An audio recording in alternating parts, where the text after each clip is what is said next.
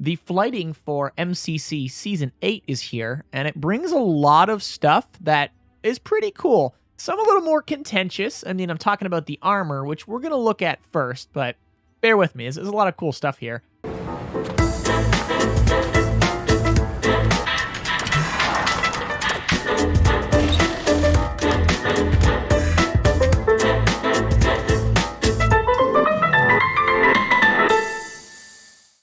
I'm just going to quickly kind of scroll through the armor here. Some of this stuff, it's tough, right? Because it looks, it's pretty out there. A lot of this stuff is really out there, which isn't always a bad thing. And this is part of their new Fractures line of items.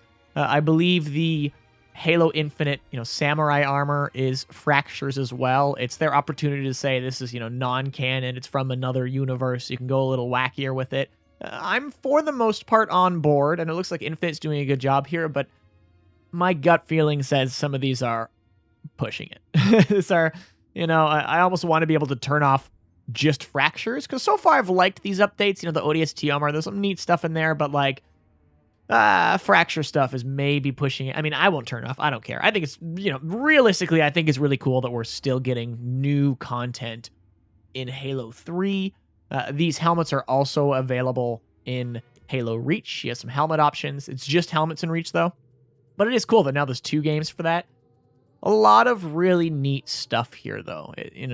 Take your pick. You don't have to love them. I'm not forcing you to. I don't love them all. I think some are kind of sweet, but it is all pretty insane. We have some fabrics. We have some fur, stuff we haven't really seen in Halo before, for the most part. Except Poncho Chief, maybe, or June's armor in Halo Reach. It's neat. Yeah, some of this stuff, it's I don't know. I'm just still thinking about it. I don't know how I feel. In game, some of this looks badass, but, I can agree that maybe not very Halo-y, sure. It's, This was completely unexpected, which is stances. In Halo CE and Halo 3, you can now have a stance. And this appears for the top 3 players at the end of a match-made match. As far as I can tell, you can't do this in custom games because it's tied to the XP screen, but it's kind of cool to see. It really rewards playing better, and some of these stances are just awesome.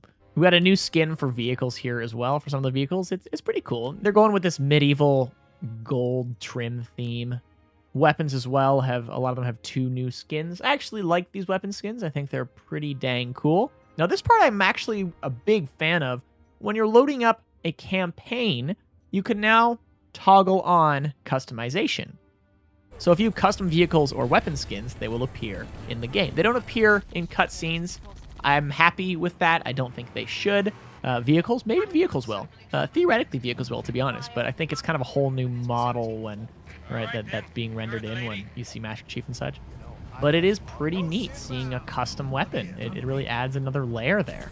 They've also restored Halo CE's original HUD, the more pixely style to it. I totally forgot about all this. It really brings me back. But yeah, skins in campaign really spices up co-op.